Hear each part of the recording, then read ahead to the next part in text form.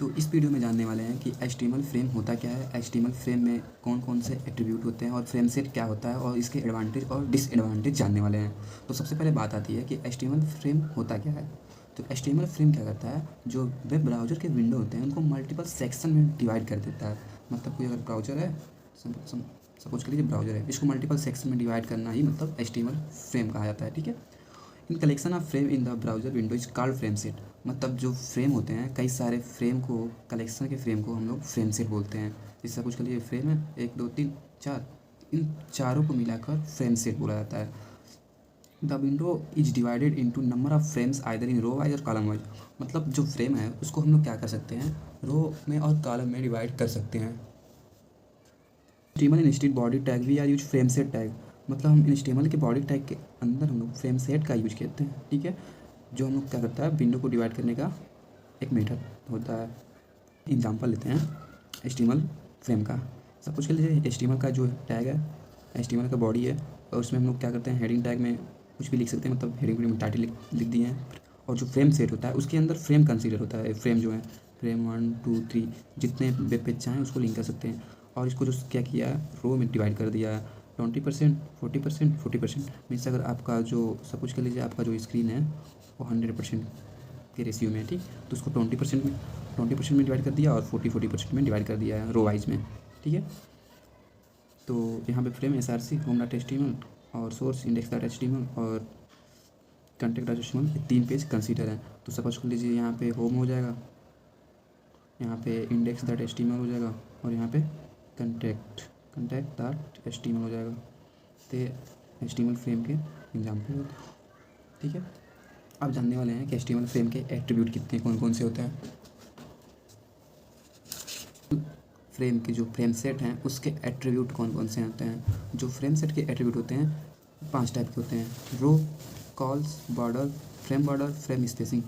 Means row means क्या होता है, उसको क्या करता है, हॉरिजॉन्टल फ्रेम में डिवाइड कर देता है। रो में हॉरिजॉन्टल मीन्स, रो मीन्स रो ऐसे होता है तो इसको ऐसे किसी फ्रेम को डिवाइड कर देता है, ये होता है रो वाइज। कॉलम वाइज ऐसे इसको डिवाइड कर देगा।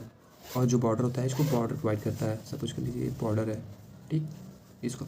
और जो फ्रेम बॉर्डर है वो क्या करता है, आउटर साइड में पूरे के फ्रेम के आउटर साइड में प्रोवाइड करता है बॉर्डर। और फ्रेम स्पेस मतलब जो फ्रेम है, 2 फ्रेम है, उन दोनों के बीच में कितने स्पेस होने चाहिए, ये होता है फ्रेम स्पेसिंग।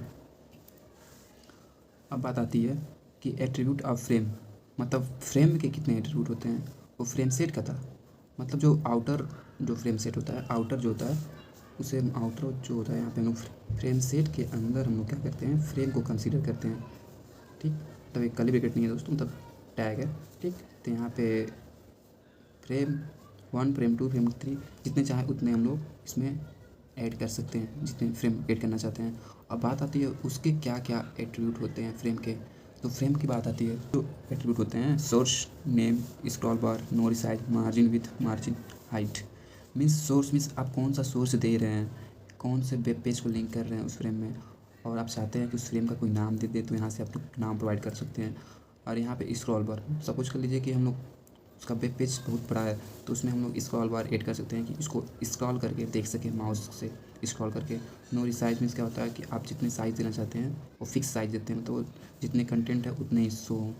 मार्जिन विथ मतलब उसका जो विथ फिक्स करना चाहते हैं कि कितना हाइट पे है, कितना विथ हो, उसके हिसाब से ये दोनों मार्जिन, हाइट और विथ दिया जाता है। तो उसके बारे में हम लोग जान लेते हैं। यहाँ पर हम लोग this attribute is define source field means ये सोर्स को डिफाइन करता है। यहाँ पर हम बता चुके थे ऑलरेडी, ये किसी स्पेसिफिक पेज के पाथ को डिफाइन करता है। और जो नेम होता है, this attribute use to give the name to the frame, मतलब किसी फ्रेम को नाम देता है, डिफ्रेंशिएट करता है किसी अनदर फ्रेम से कि हाँ ए यूनिक फ्रेम नेम है तो इसे हम जान सकें। स्क्रॉल बार होता है, it use to specify the existence of scroll overlapping content. Scroll में अगर कोई ओवरलैप कंटेंट हो रहा है तो हम उसको स्क्रॉल करके देख सकें। उसके बाद आता है no resize, it use to prevent the resizing of any frame to use by default all the frame are resizable. Mean जो फ्रेम होते हैं वो रिसाइजेबल होते हैं अकॉर्डिंग टू, मतलब उसको छोटा बड़ा कर्सर से कर सकते हैं। इसलिए नो रिसाइज का मतलब ये होता है कि आप उसको छोटा और बड़ा ना कर पाएँ, जो फ्रेम है वो फिक्स हो। और उसके बाद मार्जिन हाइट विथ में होता है कि हम लोग उस फ्रेम के एट्रीब्यूट में जो आते हैं मार्जिन, हाइट और विथ, उसको हम लोग क्या करें, हाइट और विथ देकर फिक्स कर सकें कितने हाइट का चाहिए, कितने विथ का चाहिए।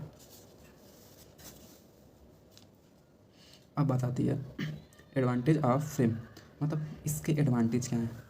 इसके एडवांटेज सबसे पहली बात तो ये हो गई कि हम लोग मल्टीपल वेब पेज को सिंगल वेब पेज में देख सकते हैं, मतलब मल्टीपल HTML डॉक्यूमेंट को हम लोग क्या कर सकते हैं, एक सिंगल वेब पेज में देख सकते हैं। It can use to load page from different source into single page, मतलब यही हुआ कि आप बहुत सारे वेब पेज हैं उनको एक सिंगल वेब पेज में ऐड कर देते हैं, तो इसका एडवांटेज हो गया।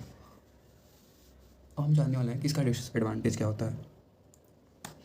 तो इसका डिसएडवांटेज ये होता है the use of many frame could high load on server, मतलब हम लोग बहुत सारे अगर फ्रेम यूज कर लेंगे तो यहाँ पे बहुत सारे लोड पड़ जाएंगे सर्वर पे। Lot of browser does not support features of frame, मतलब बहुत सारे ब्राउज़र ऐसे होते हैं जो फ्रेम के फीचर्स को सपोर्ट नहीं करते हैं।